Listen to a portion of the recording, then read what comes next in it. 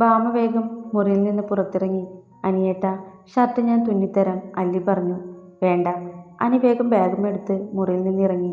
ചന്ദ്രൻ അവനെ കാത്തു നിൽക്കുന്നുണ്ട്. രണ്ടുപേരും ഒരുമിച്ചിറങ്ങി. അല്ലിക്കെന്തോ വല്ലാത്ത ദേഷ്യം തോന്നി. അവൾ കലിപ്പിൽ നേരെ അമ്മയുടെ അടുത്ത് ചെന്നു. എനിക്ക് വയ്യ ഈ സ്നേഹനാടകം അഭിനയിക്കാൻ.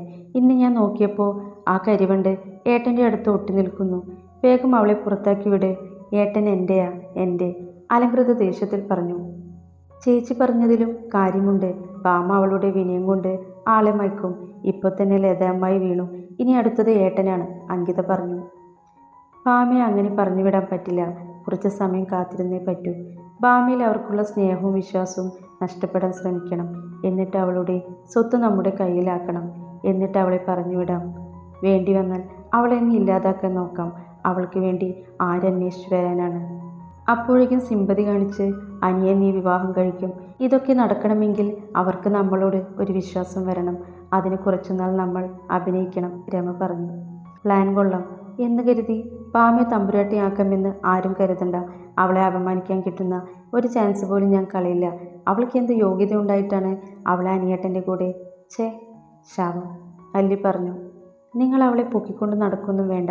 പക്ഷെ പണ്ടത്തെ പോലെ ഒരുപാട് അങ്ങ് ചെയ്യരുത്, അത്രേ ഉള്ളൂ, രമ ചിരിച്ചുകൊണ്ട് പറഞ്ഞു. അല്ലിയും അങ്കിയും ആ ചിരിയിൽ പങ്കുചേർന്നു. ഭാമ കല്യാണി അമ്മയ്ക്ക് എന്ത് പറ്റിയെന്ന വിഷമത്തിലായിരുന്നു. അവൾ അടുക്കളയിൽ പണിയെല്ലാം ചെയ്തു, വീട് വൃത്തിയാക്കി, പഴയ പോലെ തന്നെ എല്ലാം ചെയ്തു.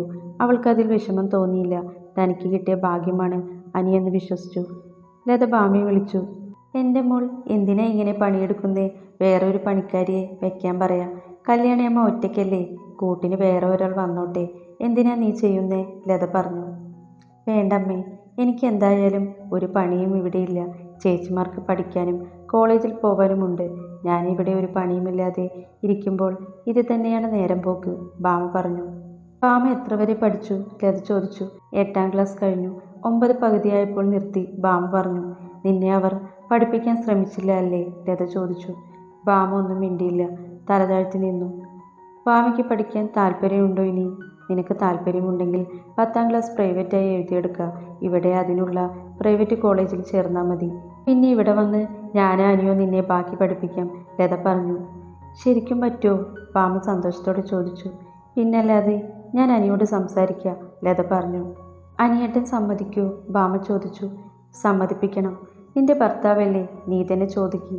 ശരിക്കും നിങ്ങളെ ഹണിമൂൺ ആഘോഷിക്കാൻ വിടേണ്ട സമയമാണ്. പക്ഷേ ഇപ്പോൾ അത് വേണ്ട. അവൻ കുറച്ചുകൂടി നന്നാവാനുണ്ട്. എന്നിട്ട് ഞാൻ നിങ്ങളെ ഹണിമൂൺ ആഘോഷിക്കാൻ വിടാം, ലത ചിരിച്ചുകൊണ്ട് പറഞ്ഞു. ഭാമ ചിരിക്കുക മാത്രം ചെയ്തു. വൈകുന്നേരം അനിയും ചന്ദ്രനും എത്തി. അനി വന്ന ഉടനെ ഉടുപ്പ് പോലും മാറാതെ കട്ടിലിൽ കിടന്നു. ഭാമ മുറിയിൽ വന്നപ്പോൾ കൊച്ചു കുഞ്ഞിനെ പോലെ കിടക്കുന്ന അനി. അവളൊരു ചായ ഉണ്ടാക്കി മുറിയിൽ വന്നു. അവനെ തട്ടി വിളിച്ചിട്ടും അവൻ ഉണർന്നില്ല. അവൾ പതുക്കെ അവൻ്റെ നെറ്റിയിൽ തൊട്ടു. അയ്യോ, എന്തൊരു ചൂടാണ്. അവൾ വേഗം ഒരു തുണിയിൽ വെള്ളം നനച്ച് അവൻ്റെ നെറ്റിയിൽ വെച്ചു. പിന്നെ പനിക്കൂർക്കയും ശർക്കരയും ചേർത്ത് ഒരു ചായ ഉണ്ടാക്കി. അനിയേട്ടാ, ഇത് കുടിക്കി, പനി മാറും. അവൾ അവനെ പിടിച്ചു എന്നേൽപ്പിക്കാൻ നോക്കി. അവൻ പതുക്കെ കണ്ണു തുറന്നു. എനിക്ക് വേണ്ട, അവൻ പറഞ്ഞു. ഇത് കുടിച്ചാൽ മാറും. ഇത് കുടിച്ച് കിടന്നോ, പിന്നെ ഞാൻ രാത്രി കഞ്ഞി കുടിക്കാൻ തരാം, ഭാമ പറഞ്ഞു. നീ അധികം എന്നെ സേവിക്കാൻ നിൽക്കണ്ട, ദേഷ്യത്തോടെ അവൻ പറഞ്ഞു. ഭാര്യയല്ല, വേലക്കാരിയാണ് എന്നു കരുതിയാൽ മതി, ഭാമ പറഞ്ഞു. അവൻ അവളെ നോക്കിക്കൊണ്ട് അത് പതുക്കെ ഊതി കുടിക്കാൻ തുടങ്ങി. അപ്പോൾ തന്നെ അവൻ്റെ ഉള്ളിൽ ഒരു ചെറിയ സുഖം അനുഭവപ്പെട്ടു. അവൾ തന്നെ അവനെ കിടത്തി. അവൻ പതുക്കെ കണ്ണടച്ചു. ഭാമ പിന്നെ പുറത്ത് ബാൽക്കണിയിൽ പോയിരുന്നു. അമ്മ പറഞ്ഞ പോലെ പഠിക്കണം. ഇത്രയും വിദ്യാഭ്യാസമുള്ള ഏട്ടൻ്റെ ഭാര്യയാണ് ഞാൻ. ഒരിക്കലും ഒരു ചീത്തപ്പേര് ആവരുത്, അവൾ മനസ്സിൽ ഉരുവിട്ടു. അവൾ അവനെ പുതപ്പ് കൊണ്ട് മൂടി പുറത്തേക്ക് പോയി. രാത്രിയിൽ അവർക്കുള്ള ഊണെല്ലാം ആക്കി. എല്ലാ പണിയും കഴിഞ്ഞ് അനിക്ക് വേണ്ടി ചൂടുകഞ്ഞി, നാരങ്ങ അച്ചാർ, പിന്നെ പൊള്ളിച്ച പപ്പടം ഇത്രയും എടുത്തുകൊണ്ട് മുറിയിൽ പോയി. അനിയേട്ടാ, ഇത് കഴിക്കി, അവൾ അവനെ പിടിച്ചെഴുന്നേൽപ്പിച്ചു.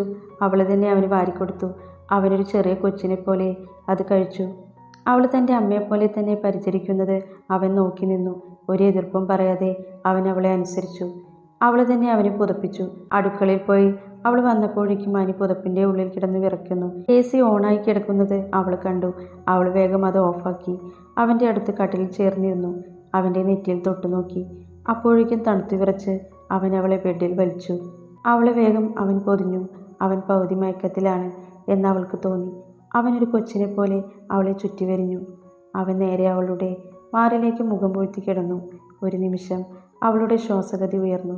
അവളുടെ ദേഹത്തിൻ്റെ ചൂടിൽ അവൻ്റെ വിറയിൽ കുറയുന്നത് അവൾ അറിഞ്ഞു. ഒന്നും മിണ്ടാതെ അവൾ അവനെ നോക്കി. തൻ്റെ മാറിൽ മുഖം ചേർത്ത് കിടക്കുന്ന പകുതി പ്രാണൻ എന്നെങ്കിലും സ്വബോധത്തിൽ ഇങ്ങനെ തന്നെ ചേർത്ത് പിടിക്കുമോ? അവൾ ആലോചിച്ചു. തനിയെ അവളും മയങ്ങിപ്പോയി. രാവിലെ ഉണർന്നു കഴിഞ്ഞ അനിരുദ്ധൻ കണ്ടത് ഭാമയുടെ മാറിൽ കിടക്കുന്ന താലിയാണ്. അവർ രണ്ടുപേരും പരസ്പരം പുണർന്നു കിടക്കുകയാണ് എന്ന് അവന് മനസ്സിലായി. ഒരു നിമിഷം അവൻ ഇന്നലെ രാത്രി നടന്ന കാര്യങ്ങൾ ആലോചിച്ചു. അവളോട് എന്തോ ഒരു സഹതാപം അവനിൽ ഉണർന്നു. അവൻ അവളുടെ മുഖത്ത് വീണ് കിടക്കുന്ന മുടിയിഴകളെ മാറ്റി അവളുടെ ചുണ്ടിൻ്റെ താഴെയുള്ള കറുത്ത മറുകിൽ അവൻ തലോടി. അവൾ ചെറുതായി ഉണരാൻ തുടങ്ങിയെന്ന് തോന്നിയ അവൻ ഉറക്കം നടിച്ച് വീണ്ടും അവളുടെ മാറിലേക്ക് തലചേർത്തു. ഭാമ കണ്ണു തുറന്നപ്പോൾ കണ്ടത് വിടാതെ പിടിച്ചിടക്കുന്ന അനിരുദ്ധൻ. അവൾ പതുക്കെ അവനെ മാറ്റിക്കിടത്തി അവൻ്റെ നെറ്റിയിൽ തൊട്ടു. പനി പമ്പ കടന്നിരിക്കുന്നു. അവൾ അവൻ്റെ നെറ്റിയിൽ ചുംബിച്ചു. അവളുടെ കണ്ണിൽ നിന്ന് ഒരിറ്റു കണ്ണീർ അവൻ്റെ കൺതടത്തിൽ വീണു. അവൾ മുടികെട്ടി ഒതുക്കി പുറത്തേക്ക് പോയി. അനി പതുക്കെ കണ്ണു തുറന്നു. അവൻ ആ കണ്ണുനീർത്തുള്ളിയെ തൊട്ടുനോക്കി. ചെറിയൊരു പുഞ്ചിരി അവൻ്റെ മുഖത്ത് പ്രകാശിച്ചു. ഭാമയുടെ ചുംബനത്തിൻ്റെ ചൂടിൽ അനിരുദ്ധൻ്റെ മനസ്സിൽ കുളിരുകൊണ്ട പോലെ തോന്നി. അവൻ പതുക്കെ എണീറ്റു. വേഷം മാറി മുറിയിൽ നിന്നിറങ്ങി. അപ്പോഴേക്കും ലത അവനെ അന്വേഷിച്ചു അങ്ങോട്ട് വന്നു. മോനെ, ഇന്ന് നമുക്കൊരു അതിഥിയുണ്ട്. നീ വൈകിട്ട് വന്നിട്ട് കാണാമെല്ലാം, ലത ചിരിച്ചുകൊണ്ട് പറഞ്ഞു. ആരമ്മേ, ഇന്ന് പതിവില്ലാത്ത സന്തോഷമാണല്ലോ, അവൻ പറഞ്ഞു. പിന്നെ എനിക്ക് സന്തോഷമുള്ള കാര്യം തന്നെയാ. ഇത്രയും പറഞ്ഞ് ലത അവൻ്റെ താടിയിൽ പിടിച്ചു വലിച്ചു.